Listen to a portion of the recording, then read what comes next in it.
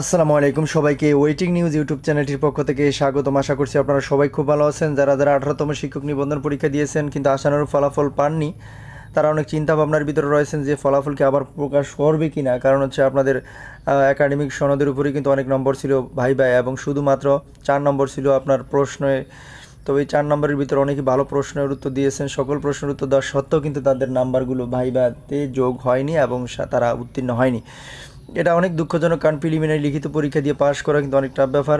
তো যাই হোক, আশা করছি পুরো ভিডিওটি দেখলে আপনি বুঝতে পারবেন আপনার ফলাফল কি পুনরায় এনটিআরসি দেবে কি না এবং আপনার করণীয় কী।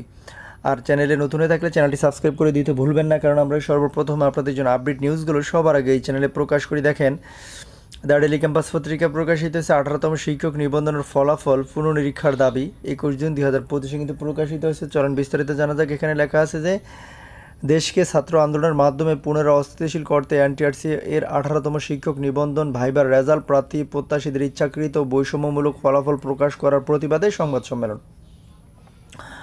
এখানে কি লেখা আছে দেখেন, জাতীয় প্রেস ক্লাবে সংবাদ সম্মেলন করেন চাকরি প্রত্যাশীরা।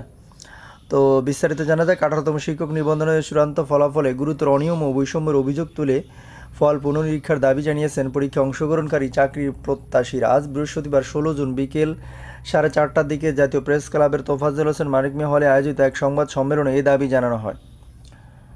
তো ভালো কথা। এরপরে কী লেখা আছে দেখেন, সংবাদ সম্মেলনে লিখিত বক্তব্য পাঠ করেন সোনিয়া আক্তার। তিনি বলেন, লিখিত পরীক্ষা উত্তীর্ণ হয়ে আমরা ভাইবা আত্মবিশ্বাসের সঙ্গে অংশ নিই এবং যথাযথভাবে উত্তর প্রদান করি। তারপর আমাদের অকৃতকার্য দেখানো হয়েছে যা আমাদের প্রত্যাশা সম্পূর্ণ বিপরীত। তিনি বলেন, শিক্ষা মন্ত্রণালয়ের বিধি অনুযায়ী ভাইবা পাশের জন্য প্রয়োজনীয় সর্বনিম্ন নম্বর পাওয়ার পরও অনেক মেধাবী প্রার্থীকে অকৃতকার্য দেখানো হয়েছে। 20 নম্বর ও ভাইবা 12 নম্বর নির্ধারিত একাডেমিক ফলাফলের জন্য বাকি 8 নম্বরের মধ্যে মাত্র 3.2 নম্বর পেলেই উত্তীর্ণ হওয়ার কথা, কিন্তু বহু প্রার্থী সব প্রশ্নের সঠিক উত্তর দেওয়ার পরও অকৃতকার্য হয়েছেন, যা ভাইবা বোর্ডের মন গড়া সিদ্ধান্ত বলে অভিযোগ করেন তিনি। তো এরপরে কী লেগেছে দেখেন, লিখিত বক্তব্য বলা হয়, পরিসংখ্যানে দেখা যায় কিছু বোর্ডে 30 জনের মধ্যে মাত্র 1 জন উত্তীর্ণ হয়েছেন, আবার কোথাও 30 জনের মধ্যে 29 জনও পাশ করেছেন।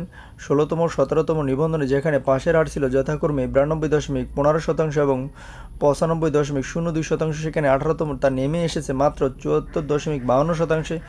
বিশেষ করে আরবি ও সমাজবিজ্ঞান বিষয়ে ভাইবা পাশের হার যথাক্রমে 53.47% এবং 52.1%। এবারে লিখিত পরীক্ষা প্রশ্নপত্র ছিল অন্যান্য বছরের তুলনায় কঠিন এবং কোনো বিকল্প অপশন ছিল না। এমন তারতম্য বৈষম্যপূর্ণ ফলাফল প্রক্রিয়া নিরপেক্ষতা ও স্বচ্ছতা নিয়েও প্রশ্ন তোলে। চূড়ান্ত ফলাফল প্রকাশের পর থেকেই ফলাফল পুনর্মূল্যায়নের দাবি জানিয়ে আসছেন প্রার্থীরা। এরই ধারাবাহিকতা গত সোমবার আন্দোলনরত প্রার্থীদের 6 সদস্যের একটি প্রতিনিধি দল যমুনা ভবনে প্রধান উপদেষ্টা সহকারী একান্ত সচিব সাব্বির আহমেদের সঙ্গে সাক্ষাৎ করেন। তিনি বিষয়টি সমন্বয়ে আশ্বাস দিলেও এখনও কোনো দৃশ্যমান অগ্রগতি নেই। এছাড়া গত রবিবার এনটিআরসির ভারপ্রাপ্ত চেয়ারম্যান মোহাম্মদ নূরে আলম সিদ্দিকী শিক্ষা মন্ত্রণালয়ের সিনিয়র সচিব বরাবর একটি চিঠি প্রেরণ করেন। একই দিনে বঞ্চিত প্রার্থীদের একটি প্রতিনিধি দল শিক্ষা সচিব ও এনটিআরসির চেয়ারম্যানের সঙ্গে বৈঠক করে তাদের দাবি ও অভিযোগ উপস্থাপন করেন। চাকরির প্রত্যাশীদের দাবি করেন, 1,10,000-এর অধিক শূন্যপদের বিপরীতে মাত্র 60,000 প্রার্থীকে পাশ দেখানো হয়েছে। এই পরিস্থিতিতে ফলাফল প্রক্রিয়া কোনো অসঙ্গতি হয়েছে কিনা তা নির্ধারণের লক্ষ্য অবিলম্বে ফলাফল পুনর্নিরীক্ষা পুনর্বিবেচনা দাবি জানান তারা। আশা করি বুঝতে পেরেছেন। পরবর্তী নিউজ দেখার আমন্ত্রণ জানিয়ে এই পর্যন্ত শেষ করছি। আসসালামু আলাইকুম।